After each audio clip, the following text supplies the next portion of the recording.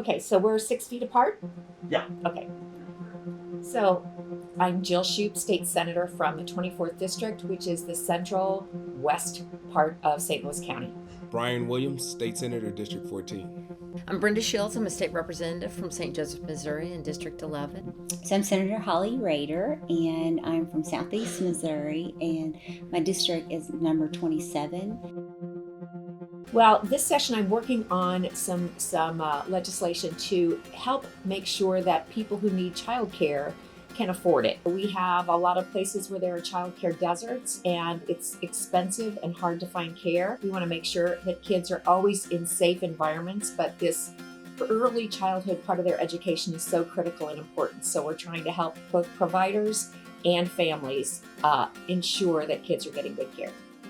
Well, I actually have two that we're working on that I'm very excited about. The first one creates county early education boards that would allow counties to form a board to put a tax out to the voters to be able to support all types of early education services in their community, from preschool to child care to home visitation. As we noticed in Missouri, we've seen a lot of young children being subject to trafficking. We're really focused on making sure children don't fall subject to trafficking, but also just protecting them at all costs.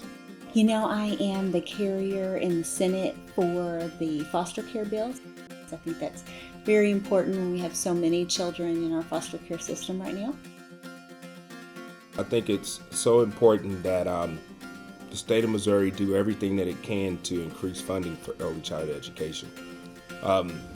We've seen data released by the Missouri Department of Secondary and Elementary Education revealed that more than half of Missouri's third graders cannot read at grade level. So that's something that we really focused on, and it really needs to be at the center of what we do here. Many people don't realize that 85% of the brain is developed before the age of 3 and 95% of the brain is developed before the age of 5.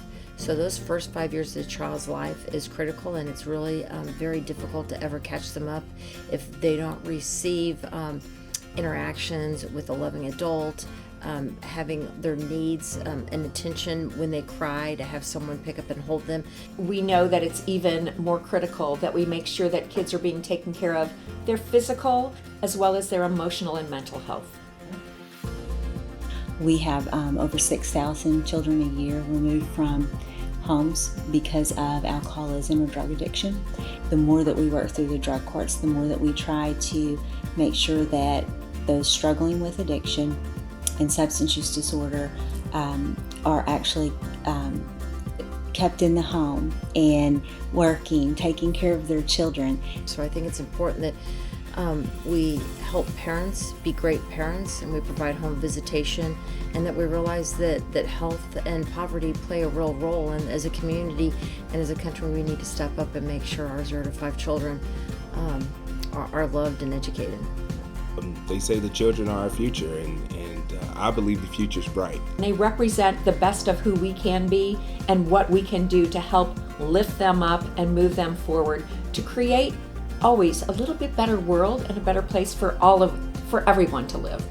Or to always reach out to your legislators, to always reach out to your senators and your representatives, and tell personal stories, because everyone working in the trenches, helping children, regardless of what their job is, you see a different side that others don't, and you can be that messenger that explains things to the senators, to the representatives. You can really put a face to the problem that needs to be addressed.